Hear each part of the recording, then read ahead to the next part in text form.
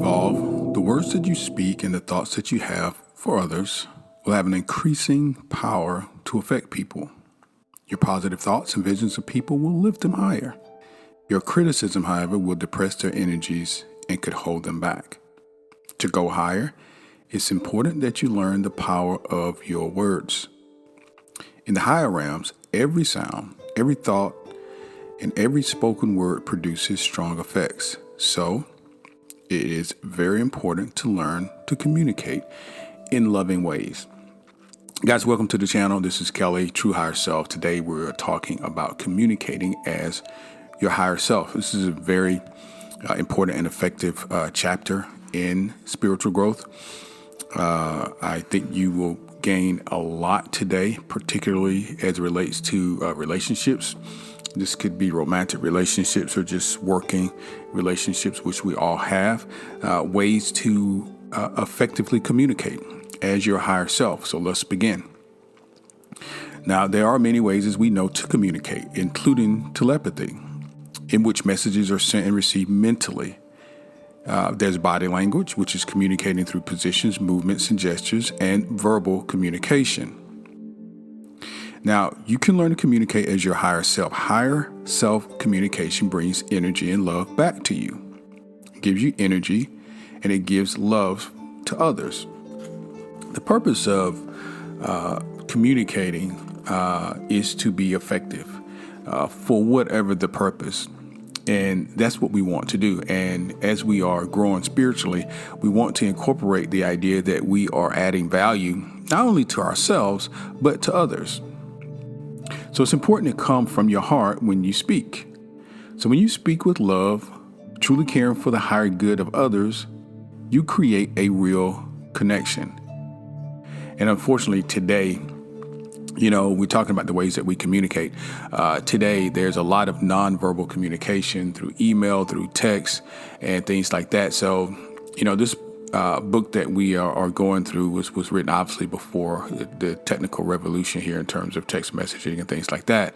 But I think we can draw some similar conclusions in terms of how effective or the lack of effectiveness versus telepathy, spiritual communication, text messaging, emails, verbal communication. So we're going to kind of put all of this into the same basket and figure it out together. Before you meet with people or you speak to them for the first time, you can imagine talking from your heart to theirs. Ask for the highest good to come from your time together.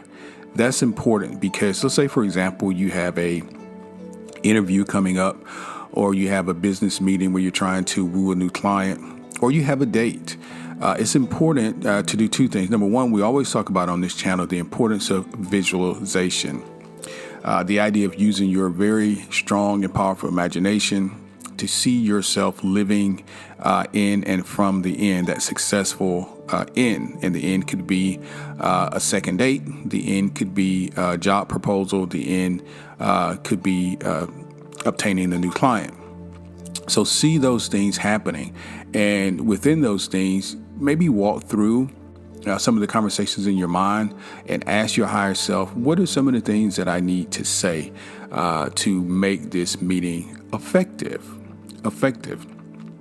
Now, sound is a very powerful way of creating higher consciousness, whether it's made by your voice or musical instruments. Many of you have come to the earth at this time to use sound to raise consciousness. All communications begin with a telepathic connection, whether or not we're aware of that. And before you talk, you are aware at some level of the other person. So we've got to take that into consideration. I think perhaps we do not most of the time that all communication begin with the telepathic communication. And let me stick this in here too, just food for thought. The reason why all communication isn't always telepathic is because we're not all connecting on higher levels. Many of us are, many of us are not.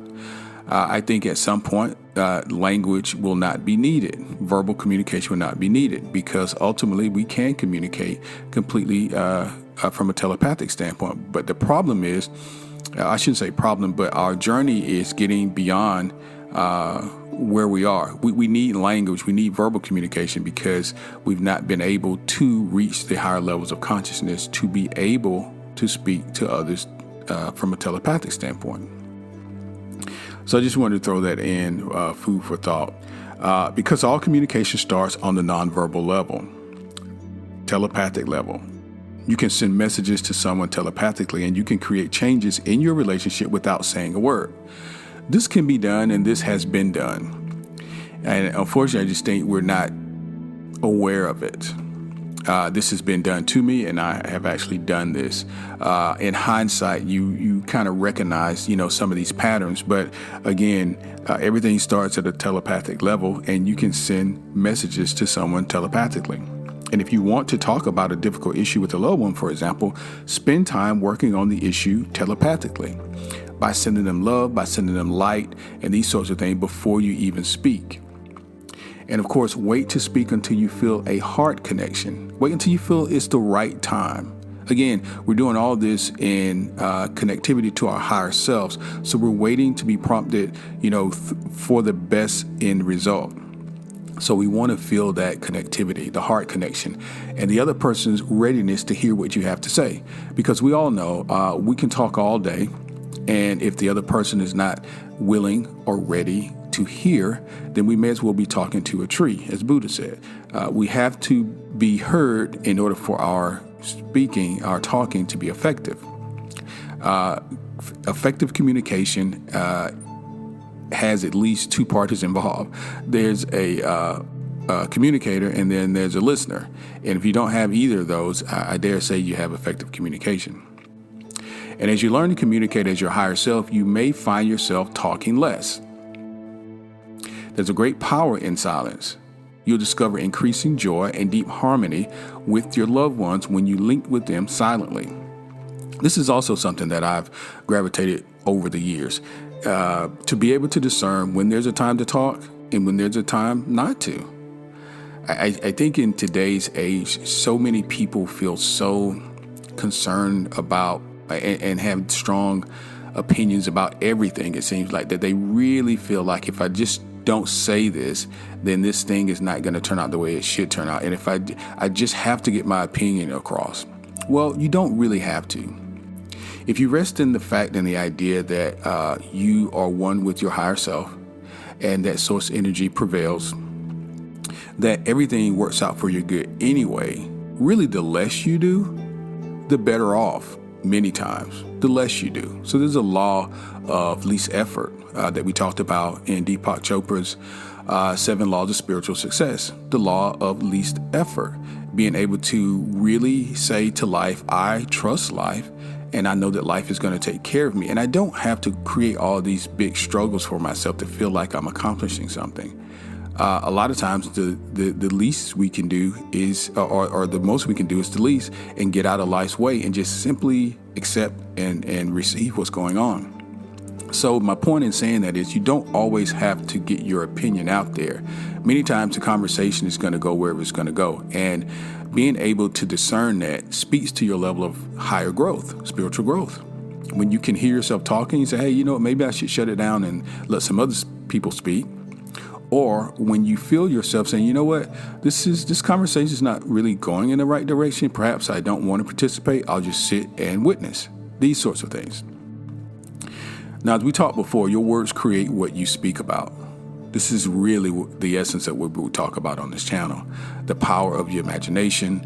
Of course, words begin in your mind. Words are simply vessels for your thoughts. Words are simply vessels for your thoughts. And again, if we could speak telepathically, we wouldn't need the words. But because we all cannot, we need the words. And the words carry meaning. So learn to speak positively for a number of reasons. Learn to speak positively. When you speak, be harmonious and loving as possible. As loving as possible. You might imagine that you are sending out waves of harmony and waves of peace to others as you talk. Be alert as to how people are responding to what you're saying. That's very key. Always watch who you're talking to and the group that you're talking to. They may be receiving it, they may not. And you may want to curtail what you're saying based on their responses. A lot of your energy is sent out through your words. Talk only when your words can make a contribution to others and that you're sure that they're listening. This will not only give them more energy, but it'll send energy back to you as well. Speaking positively, uplifting words create a higher reality for you and others. For every word you speak powerfully creates what you talk about. So again, this is really the basic thought of this entire channel. Understanding that we are creators, understanding the power that we have through our thoughts, further through our words, and ultimately through our actions. So it will obviously benefit you to speak, first of all, to create a positive habitual thought pattern. Whatever it is that you're going for, a better relationship, a better job, entrepreneurship, whatever it is, to create it in your mind first, to live in that reality in your mind, in your spirit, and then let it evolve into your words and speak positively, only positivity about what it is that you're creating. Why?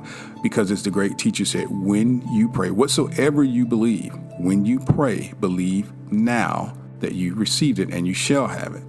So whatever it is that you are desiring, you need to speak positivity to it because you are assured that it is done. Any negativity will uproot the seed and interrupt the growth. So you don't need to repress your thoughts, though, and feelings. You can voice your thoughts as they come up in a way that is loving and serving to other people. You can say to yourself, I am lovable. I'll be loved even if I express my wants and needs. Sometimes we hold back and we don't express ourselves because we don't want to hurt other people's feelings or we don't want to be ill received. And we just need to understand that we don't have to repress our feelings and create negative energy within our bodies, that we can express ourselves, but do it in a loving and positive way. And when you first begin expressing your feelings, you may not always do so in that way, in a loving way. Love yourself for having the courage, however, to speak up. And affirm the next time that you will be even more loving and that you will speak more as your higher self. That's really the key, to be able to understand and identify when you're not being your higher self, so that you're off target or you're out of alignment. Like Abraham, Esther says, when you're out of alignment, be able to identify that and then to be able to put yourself back into alignment with your source. And as you grow spiritually, your words will gain more power and you'll have more effect on people. You have the ability to lift people's energies. We all do. With your encouragement and the ability to dampen, however, people's energies by criticizing them. We all do. And as you grow spiritually, people will call on you to guide them in their growth. This will be part of your spiritual growth. Your ability to give feedback is an important skill. This is something that we're learning on the path. Good feedback, given in the right way, can make an enormous difference in a person's ability to grow. So not only are you growing on your spiritual path, but you are also going to come in contact with people who are also growing. And you may be further down the path, and they may be dependent upon you for a kind word or a suggestion to get them further along. And it's going to be up to you to identify those words as your higher self to encourage and to, just to kind of get them a little further down the road. Now, of course, before you speak, you can always ask yourself how what you plan to say will contribute to people's lives. This is really something, if we all did, the world would be much, much more kinder of a place. Higher communication does not blame or make the other person wrong. That's a very important statement. This is not a competition. This is a class project where we're all working on this together. If you're in a relationship, you certainly must take that approach. It is not going to benefit you to make your spouse or your partner wrong. It's not going to benefit you to make your boss or your coworker wrong. You're all working for the same end, I hope. But in a competitive environment, we feel like this is going to give us the edge. It's going to make us seem smarter. It's going to make us seem more knowledgeable. And because we're right, we're going to somehow assume some sort of power over this other person. Well, it doesn't exist. It doesn't exist. The true power is knowing who you are and where your power comes from in the first place. So hard communication does not blame, and it doesn't make the other person wrong. What it does, it creates an opening for that person to grow. Telling the truth with love will serve others when you take responsibility for your feelings and blame no one for the way that you feel. If you start your communication with praise and recognition of the other person, you'll have more of his or her attention. If you focus on people's behaviors that you do not like, you may elicit more of the same behaviors from them. One way to make it easier for people to respond in higher ways is to praise a part of their behavior that you actually do like. Now, I've been married for 23 years, and I can tell you from a relationship standpoint that this is absolutely, positively the best approach. There are 100 things that you could find probably from your spouse or your wife, your partner, husband, that you would like to see done better. And also there are 100 things that they do great now. What we tend to do is focus on the things that we don't like in our relationships and in anything, in our bodies. You know, your body could be functioning at 95 percentile and it looks great, but you've got a mole on your leg that you just cannot, let go of. So what I'm suggesting you do is focus on the things that are desired or desirable, that you like, and more of that will come to your purview. Here's what's happening. Let's just talk about that real quick. Here's the big benefit for today's talk. Here's what's happening in that scenario. When you first started dating him or her, what you liked about that person was emphasized. Why? Because you wanted it to be. You liked his height, you liked her build, his voice, her laughter, whatever it was, you loved it. And you focused on it and you thought about it day after day until you couldn't wait to see them again, et cetera, et cetera. And if that person was messy, or if the person left their clothes laying around, that was occurring then. The reason you didn't notice it was because you were not trying to notice it. You were only looking at the good stuff. Well, when you're in a relationship with someone for a long period of time, it's somewhat habitual that we shift our, the newness wears off. We shift our thinking from how great they are. And then we start looking at some things like, hey, this person leaves their clothes laying around, or this person snores, or this person, drives erratically, or whatever the case may be. And then the more negative we are about one particular thing, the more we think about that, just like with a positive, the more negative things come up. You can find them. They've always been there. Your mind works in a way where it sees what it wants to see based on how you feel. And when you were in love and falling in love, and she was so beautiful, and you just couldn't wait to get your hands on her and kiss her and touch her, all of these things are great. But the negative components existed even then. It's just you were not concerned about it. So take the approach that if I refocus on those wonderful things about her or him, because they still exist also, that these other things will be less important. I'm not saying anything goes away. They could correct themselves. But the way that we go about them 9 times out of 10, especially today, ends up in divorce. Because I think that's why the divorce rate is so high. So anyway, I hope that piece helps from someone who's been married for a long, long time. Now, if you want smooth and clear communication before you start speaking, make sure it's a good time and the other person is really listening. Self-explanatory. If you try to talk to your wife while she's washing her hair about a very serious situation in your relationship, I don't think that's going to be well received. If you're trying to talk to your husband about serious, concern you have in your relationship and he's changing the oil on the car, maybe not the best time. Now, you can have what you want. You can express yourself with precision. That's the goal of this. People filter what they hear. This is very important. People filter what they hear through their belief systems. So in other words, you can say something, but that's not necessarily what they heard. They'll color your messages with their thoughts and emotions. You may say to your mate, for example, I'd like for you to do the dishes tonight. Your mate may hear you imply you never do anything. I wish you would help out around here now and then. Or even, I'm really unhappy with our relationship. The message can take on a different meaning for them, even though all you're thinking about is how tired you are. Often what you say, what other people hear you say, are two very different things. They're two very different things. So again, you must make sure that the person is available and ready to listen before you start talking, and be very clear in your communication, and ultimately seek guidance from your higher self before you begin to speak.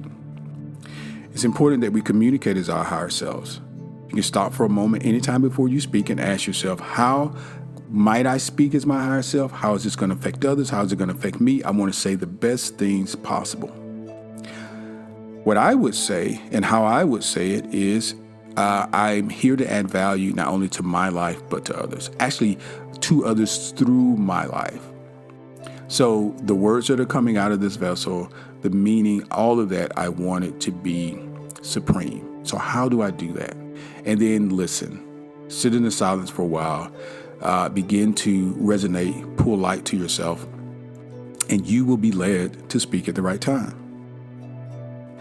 So, guys, I hope this has been helpful for you today. I would tell you to come back to the channel and check out our meditation about communicating as your higher self, because I think this can really solidify what we've talked about here today. If you've not done so already, please go ahead and subscribe to the channel, and we will see you next time. Thanks.